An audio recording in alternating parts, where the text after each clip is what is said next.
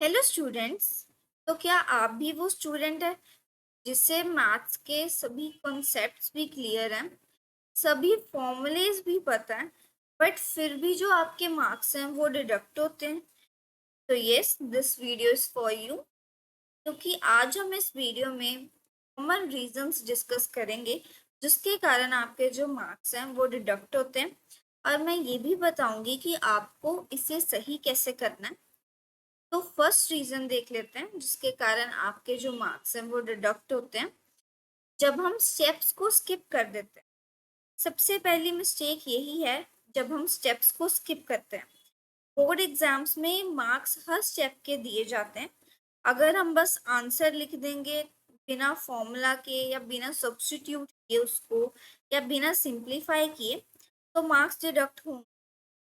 जैसे for example, मुझे कोई सम मिला है सिंप्लीफाई करने का,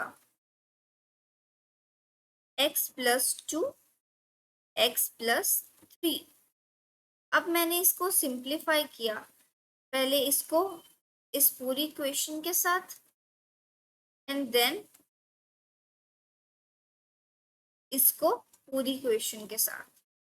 तो ये मेरा स्टेप 1 है, x2+3x+2x+6। ये मेरा स्टेप 2 है, x2+5x+6। ये मेरा स्टेप 3 है। बट अगर मैं स्टेप वाइज करने की बजाय, अगर मैं ये स्टेप को स्किप कर दूं और सीधा ये लिख दूं, ये करने के बाद डायरेक्ट ये लिख दूं, तो क्या मुझे मार्क्स मिलेंगे? मेरे जो मार्क्स हैं वो डिडक्ट होंगे, क्योंकि मैंने एक स्टेप मिस किया। तो सभी स्टेप्स जो हैं उन्हें लिखना बहुत ज़रूरी है, तभी जो हमारे मार्क्स हैं वो हमें मिलेंगे।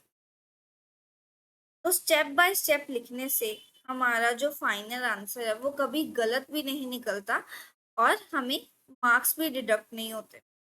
तो सेकंड देख लेते हैं, सेकंड कौन सी मिस्टेक जो है हम करते हैं। हम जब गलत फॉर्मूले लिख देते हैं या फिर फॉर्मूले भूल जाते हैं। फॉर्मूले या तो हमें याद नहीं होते, या फिर हमें कंफ्यूजन हो जाती है कि दो फॉर्मूलेज लग रहे हैं, इनमें से ये इसमें कौन सा फॉर्मूला फिट बैठेगा। तो बेसिकली ये जो होता है, हमें ऐसा लगता है कि ये दो फॉर्मूलेज में से कौन सा फॉर्मूला होगा।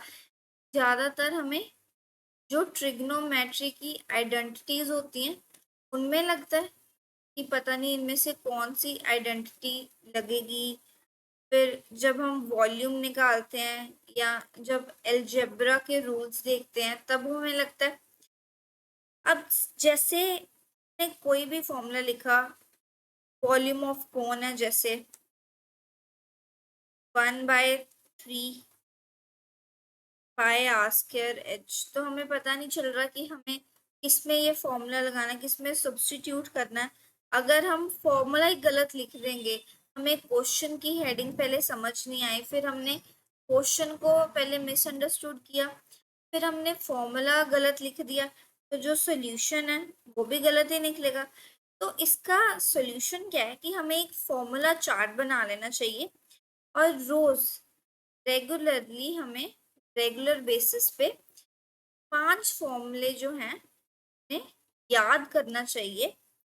और अगर हम 5 फॉर्मूले लर्न कर रहे हैं तो हमें 5 फॉर्मूलेज याद करने के लिए ज़्यादा टाइम तो लगता नहीं है, हार्डली हमें 20 मिनट्स लग जाएंगे या 25 मिनट्स लग जाएंगे। तो अगर हमें इतना टाइम लग रहा है और हम फॉर्मूलाज याद कर पा रहे हैं, उसके बाद हमें जो फॉर्मूलेज हमने याद किए हैं उसके 3 to 5 सम्स जो हैं हमें प्रैक्टिस करनी चाहिए, जिससे हमें फॉर्मूले भी याद हो जाएं और फॉर्मूलेज कहाँ पर यूज होने हैं उसका कंसेप्ट भी क्लियर हो जाए। थर्ड मिस्टेक जो हम कॉमनली करते हैं वो है जब हम कैलकुलेशन में गलती करें या फिर हमें साइंस में दिक्कत हो जाए। जैसे आपने सारे स्टेप्स जो हैं वो करेक्ट लिखे, बट माइनस की जगह प्लस कर दी। जैसे बहुत बड़ी कोई कैलकुलेशन थी, मान लो कोई सिंप्लीफिकेशन था, उसमें आ गया x²-2 + 3x + 1 + 4x - 2 + 8x + 2x² -9x -2 + 3।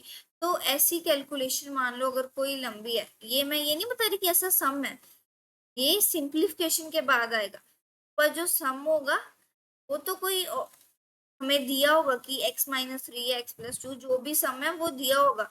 ये मैं बता रही हूँ जब सिंप्लीफाई करके हमारा फर्स्ट या सेकंड स्टेप जब ऐसा बनेगा, उसके बाद जब हम अपना स्टेप कर रहे होंगे तब हमने अगर करते करते कोई माइनस की जगह प्लस कर दिया या फिर प्लस की जगह माइनस कर दिया, तो हमारा जो आंसर है वो गलत हो जाएगा और उस पर भी मार्क्स डिडक्ट होंगे। तो हमें हमेशा जब ऐसी लॉन्ग कैलकुलेशंस हो ना, तो उसमें एक बार डबल चेक कर लेना चाहिए कि हमने जो कैलकुलेशन की है वो सही की है या नहीं की है। अब नेक्स्ट देखते हैं, नेक्स्ट कौन सी मिस्टेक जो है वो कॉमनली होती है जब हम यूनिट्स को इग्नोर कर देते हैं। जब एरिया लिखा हमने, जैसे हमें आंसर आया एरिया कितना है 123 सेंटीमीटर स्क्वायर लगा लो, तो हमने सेंटीमीटर स्क्वायर लिखा ही नहीं, सिर्फ 123 लिख दिया। तो उसमें हमने चाहे ऊपर सारे स्टेप्स सही किए हों, जैसे 4 स्टेप्स का वो क्वेश्चन था, तो हमने 4 स्टेप्स सही किए, यहाँ पे 123 लिख दिया, सेंटीमीटर स्क्वायर हमने लिखा ही नहीं, तो हमें 3.5 स्टेप्स के मार्क्स मिलेंगे, इसका मार्क जो है वो डिडक्ट होगा। तो ये बहुत ही छोटी छोटी मिस्टेक्स हैं जो हम कर देते हैं जिसके कारण हमारे मार्क्स डिडक्ट हो जाते हैं, तो हमें इसका ध्यान रखना है। अगर सेंटीमीटर स्क्वायर, मीटर क्यूब, कुछ भी अगर क्वेश्चन में गिवन है तो हमें उसे लिखना है। और कई बार क्वेश्चन में किलोग्राम में दिया होता है और बोला होता है कि फाइंड इन ग्राम, स्पेसिफाई किया होता है, तब हमें ग्राम्स में लिखना है। तो हमें अगर नहीं बोला तो जिस यूनिट में गिवन है उसी यूनिट में लिखना है, अगर गिवन है कि हमें इस यूनिट में करना है कन्वर्ट, तो फिर हमें उस यूनिट में कन्वर्ट भी करना है। अब फिफ्थ, पुअर प्रेजेंटेशन। जब हम सॉल्यूशन को एक ही लाइन में लिख दिया, स्टेप्स ओवरलैप हो रहे हैं, डायग्राम्स क्लियर नहीं है, या फिर अगर हमने कोई बार ग्राफ बनाया है वो क्लियर नहीं है, तो टीचर को समझने में मुश्किल हो जाती है कि ये स्टेप्स कैसे लिखें। जैसे मान लो आपने कोई सम था उसे 2 स्टेप्स में करना था, बट आपने क्या किया, उसे एक ही स्टेप में कर दिया। जैसे यही ले लेती हूँ मैं, x(x-2), आपका फर्स्ट स्टेप क्या, x इंटू x² ठीक है। सेकेंड स्टेप क्या है, x-2, दोनों को मल्टीप्लाई करेगा, यहाँ पे x² -2x, तो आंसर क्या आएगा इसका, x² -2x। ये है, आपने क्या किया, आपको सिर्फ इतना गिवन था, ये मैंने जस्ट एग्जांपल दिए, इतना इजी सम तो नहीं आता कभी डायरेक्ट, बट मैंने एज अ एग्जांपल बताया। अब ये था प्रॉपर कि ऐसे करना था, यहाँ पे लिखना भी होता है, पहले हमने ये लिया तो इसको प्रॉपर लिखना भी, मैं सिर्फ कैलकुलेशंस का बता रही हूँ अभी। अब हमने क्या किया, स्टेप बाय स्टेप करने की बजाय सीधा लिख दिया x² -2x, क्योंकि हमें पता चल रहा है इसको इससे करना है, इसको इससे करना है। तो यहाँ पे क्या है, हमने अच्छे से नहीं लिखा, सॉल्यूशंस को एक ही लाइन में लिख दिया और मार्जिन्स भी नहीं छोड़ी साइड्स पे। कोई यहाँ पे पहले हमने इक्वल टू यहाँ पे लिखना था, जो हमने जो हमने लाइन लगाई होती है उसके पहले लिखना था या बाद में लिखना था, एक जगह हमने पहले लिख दिया, एक जगह हमने बाद में लिख दिया, तो हमें नीट एंड क्लीन तरीके से प्रेजेंट नहीं किया, तो उसमें भी जो हमारे मार्क्स है वो डिडक्ट होते हैं। तो हमें ये सब चीज़ों का ध्यान रखना है। तो ये जो थे, ये 5 इम्पॉर्टेंट कॉमन मिस्टेक्स थी जो आपको नहीं करनी है, 5 इम्पॉर्टेंट चीज़ जो मैंने बताई हैं। अब आपको क्या करना है, एक तो पूरे पूरे स्टेप्स लिखने हैं, करेक्ट फॉर्मूलाज यूज करने हैं, और फॉर्मूलाज कैसे याद करने हैं मैंने आपको बता दिया। कैलकुलेशंस चेक करनी है, साइंस चेक करने हैं, क्रॉस चेक करना है कि हमने सही लिखा है या नहीं लिखा, यूनिट्स लिखने हैं, और जो अपना प्रेजेंटेशन है उसको नीट एंड क्लीन तरीके से करना है। अगर आप इन गलतियों को अवॉइड कर लेते हो तो आपके जो स्कोर्स हैं वो 70 से 90 प्लस तक जा सकते हैं, क्योंकि हमारे छोटी छोटी गलतियों के तो मार्क्स कटते हैं। अगर हमने सेंटीमीटर क्यूब नहीं लगाया या फिर स्टेप मिस कर दिया तो हमें तो हर स्टेप के मार्क्स मिल रहे हैं। तो ऐसी छोटी छोटी चीज़ों के मार्क्स क्यों डिडक्ट करवाना। तो हम जो है एक अच्छे मार्क्स लेके आ सकते हैं।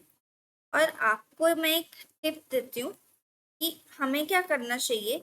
जैसे हमने जो सम्स किए उसमें हमारे जिसमें भी मार्क्स डिडक्ट हो रहे हैं जिस भी रीजन के कारण, तो एक ना मिस्टेक नोटबुक बना लो जिसमें जो भी आपकी मिस्टेक्स हुई ना वो वाले सम्स लिख लो। और उसमें लिख लो कि आपकी कौन सी चीज़ की यहाँ पे मिस्टेक हुई थी। आप किसी में स्टेप भूल गए, आपने किसी में फॉर्मूला गलत लगा दिया, आपने किसी में यूनिट नहीं लिखा, या फिर आपने किसी में कैलकुलेशन में गड़बड़ कर दी। तो आप वो मिस्टेक नोटबुक लगा लो।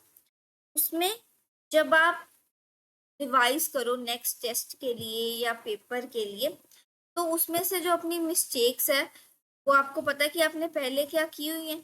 तो आप अपनी जो मिस्टेक्स हैं उन पर वर्क करो और उन्हें सही करो, ताकि आप बोर्ड्स में ऐसी कोई गलती ना करो।